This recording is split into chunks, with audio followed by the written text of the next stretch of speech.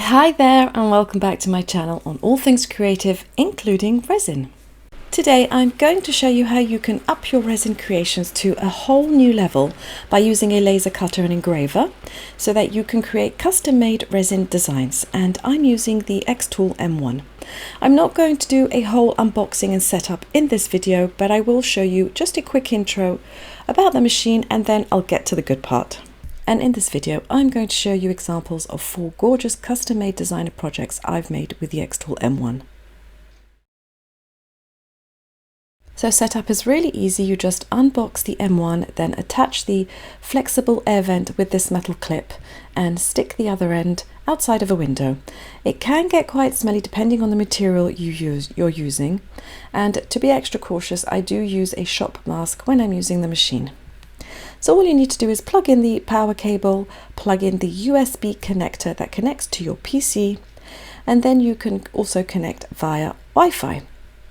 The on and off button is to the left and the blue button at the front controls the machine, and this is the main button. The lid is covered with a protective coating of some sort of coloured plexiglass, so you don't need any protective eyewear. And that's how easy it is to set up the machine. To start creating anything, you're going to need some design files. First, download the free app called Xtool Creative Space from the Xtool website, install it and open it up. And for first-time users, you may just want to download some pre-created files. So here's my recommendation for a really cool website that gives you unlimited design files and bundles. I love using creativefabrica.com. Here I can find literally any design I need specifically for laser cutting and engraving, plus fonts, graphics, backgrounds for your website, and layer files for laser cutting. And you get all this for just $4.99 a month, unlimited, which means you don't need to scour the internet to download resources for free. And don't forget, I'm a teacher on this site too, with free exclusive classes that you won't have seen anywhere else. Plus, of course, many other amazing teachers on Creative Fabrica on many other creative topics. So do use my code in the description under this video and sign up today. You won't regret it. So the design choices are endless and these files are ready to use.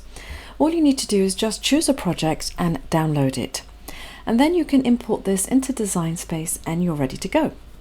And if you wanted to adjust any of these files so that they're custom made to your needs, you can do that directly inside Design Space. So I could really spend all day just scrolling through these amazing designs. There is so much inspiration if you're not sure what you can laser cut or engrave. And I'm definitely interested in trying out some laser cut layer art. So I'm going to download this for later and create a tutorial on my channel. Look out for it. And while I'm at it, this laser cut earring set looks fun, so I'll also download that and I'll create some in a future video. But if you're more experienced or have a graphic design background as I do, you can also create custom designs using Illustrator, Photoshop, CorelDRAW, etc. And then you just export them into an SVG or a DFX for cutting and JPEG, bitmap, PNG, etc. for engraving. So this is one of the projects I'm going to show you how to do from start to finish in this video. These are custom made graphics that I've used using Illustrator and Photoshop. I exported them as a DFX file and I've imported them into Creative Space. So I will be using the same set of designs in all 4 projects coming up in this video. I have a set of files for cutting in one tab, and then in the other tab the same designs for laser engraving. The files for cutting are outlined and imported as DFX, and the files for engraving are flattened JPEG files. So I'm going to be using the 3mm plywood sheet that comes in the sample pack you get with your Xtool. All you need to do is place the metal prisms on the base of the M1, spacing them apart. The prisms help airflow so that the laser doesn't burn the base plate. Then just place the wood sheet on the top, close the lid and then head back to your computer. And once the lid is closed, the M1 will screencast the inside of the M1 in Creative Space using the camera that's inside the machine. And then just move the design files around so that they lay on top of the wood. And this part is important, check your settings.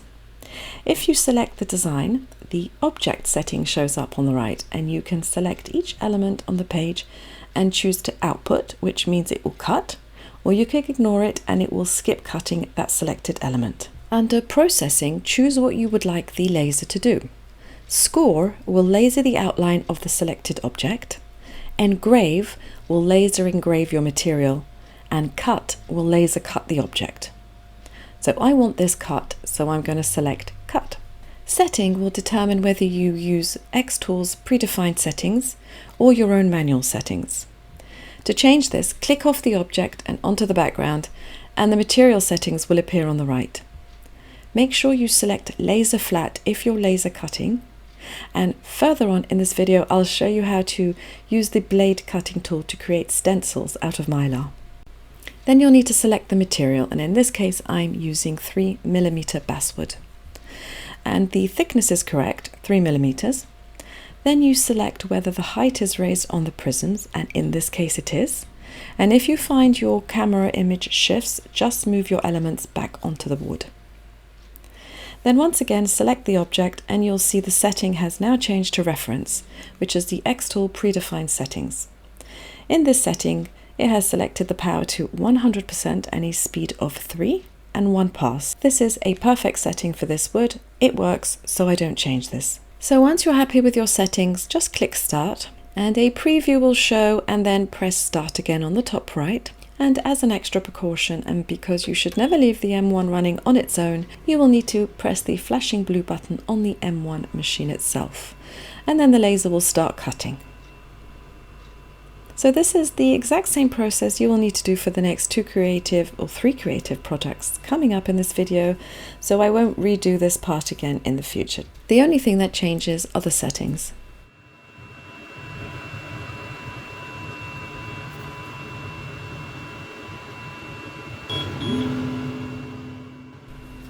So as you can see, the laser cuts the basswood just like butter in just 1 pass.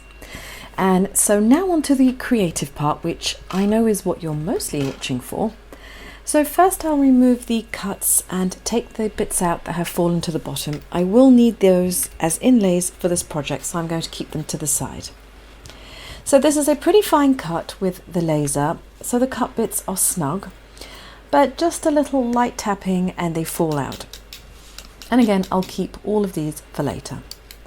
Now I will need a background for these coasters, so I'm going to just cut the outline of the first coaster, and whilst I'm at it, I'll cut out my second coaster at the same time, now that I know that the settings work well.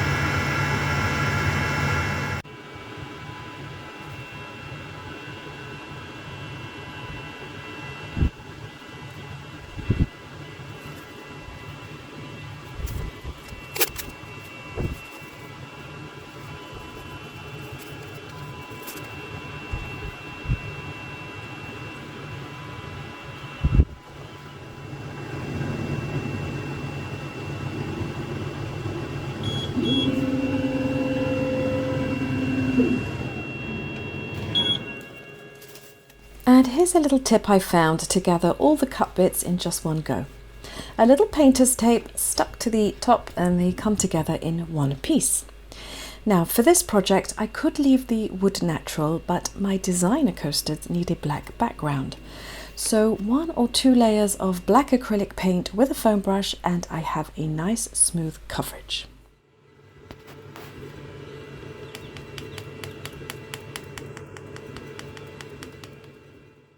And again, I'm going to cut out the outlines of the coasters using the same settings as before. This will act as a background. And now all I have to do is sandwich the 2 parts with wood glue, wait till it dries, then paint them in black acrylic paint, let that dry, and then prepare some resin to fill in the inlays.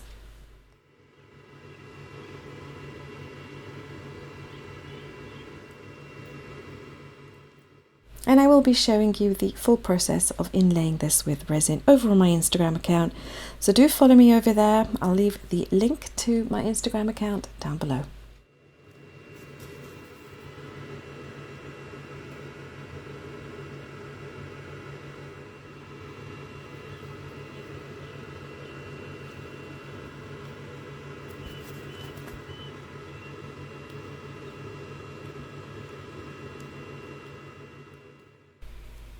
And now for the bits that I saved from before. These are the inlaid letters that I'm going to gold gild, and to do this you will need some gold gilding glue and paint a layer on the top.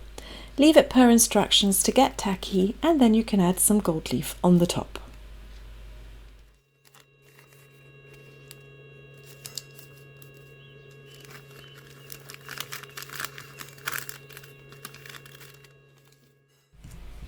And all you now need to do is insert these back into the inlays. And for the rest, I'm going to fill it in with some resin to add a really cool opal effect. So look out for that in a short here on my YouTube channel, over on my Instagram, TikTok and Facebook. Yes, I'm kind of everywhere. And now on to engraving, and to start with I'm going to engrave on these cork tiles I found lying around in my studio. I've personally never found a real use for them up until now, and since I hate wasting materials, let's give this a go. I'm going to use the prisms once again, although you don't actually need to, you can remove them. But since this was the first time ever engraving, I left them in and I placed the cork on the top. And as for settings, I just chose the only predefined cork settings I could find, but it worked perfectly.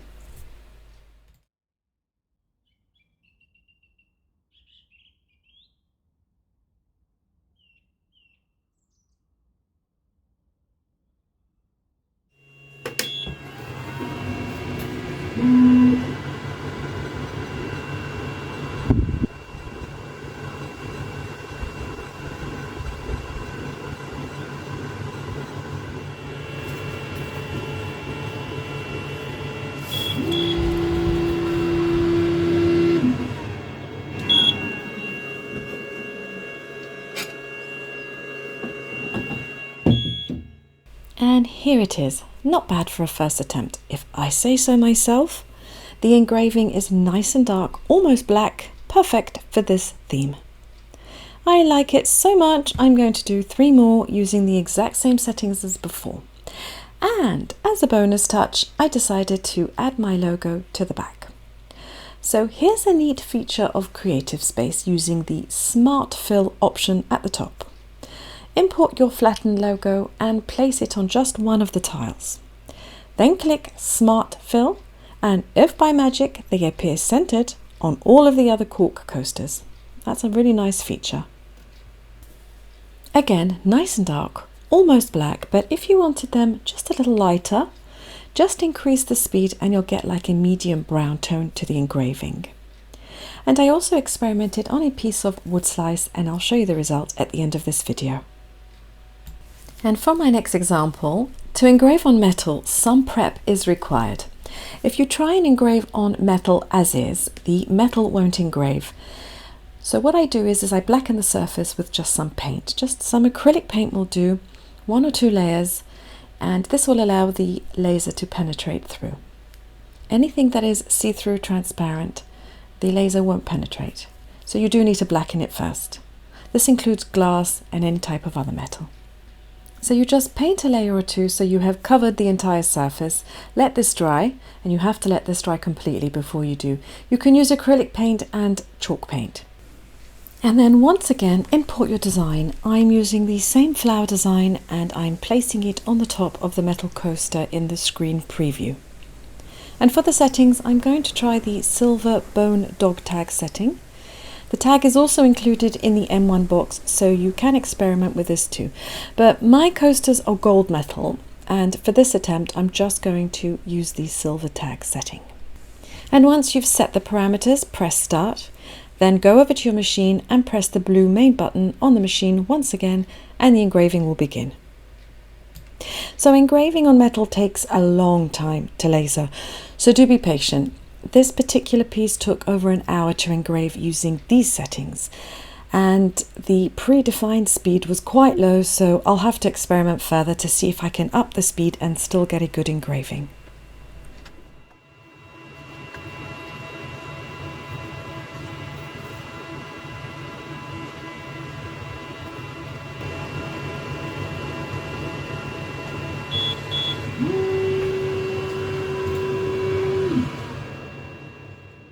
Once done, and depending on the complexity of your design, this can take a while, just remove the paint using simply some hot water and a sponge, and the paint will slide off, revealing the engraving.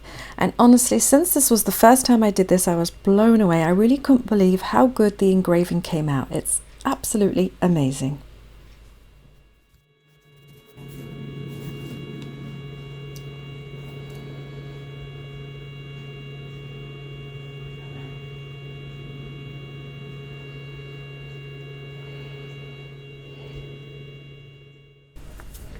And now let's create a stencil. So I have a silhouette machine, but frankly, it just isn't powerful enough to cut this piece of a thicker acetate. So I have this pack of acetate sheets lying around gathering dust. And I use a lot of templates in some of my textured artwork, and usually I buy them, but of course I can't always find a design that I like. So once again, I've searched the Creative Fabrica website and I've found this really cool music notes stencil design, and I'm actually going to do a piece for my daughter on canvas. And the M1 comes with 2 cutting mats, one for material and one for lighter objects.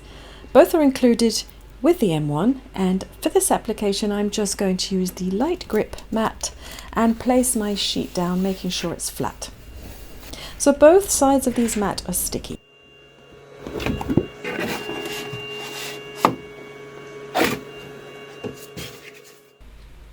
Then just stick down your Mylar or your acetate sheet onto the cutting mat, and don't do as I do. Make sure you've cleaned the base of the M1 with a rag to get rid of previous laser cuts.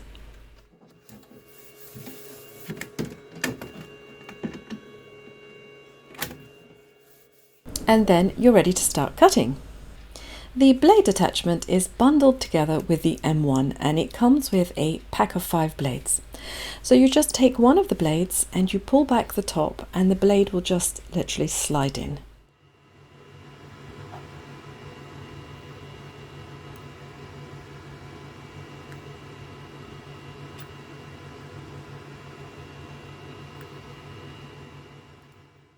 Then put the whole blade into the M1 and the little magnet will pull the blade inside. That easy.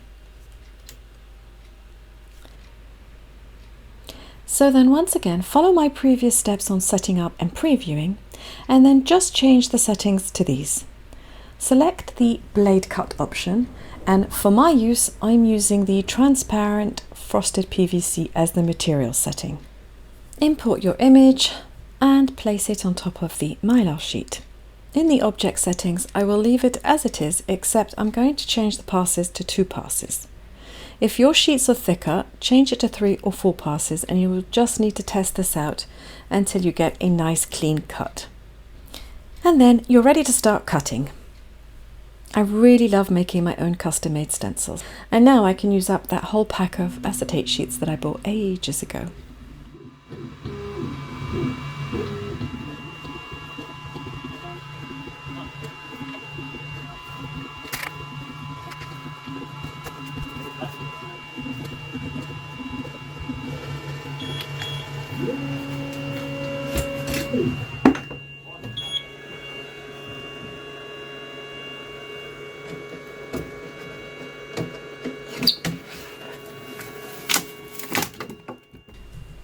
The mat is very sticky, so do be careful when removing the stencil. I'm using just a very small metal spatula to gently lift up the stencil.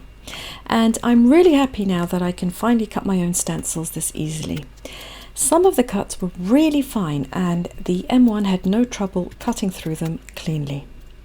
And again, watch out for shorts and reels here on my YouTube channel and over on Instagram or Facebook, whichever you prefer, to see me creating a piece using this stencil.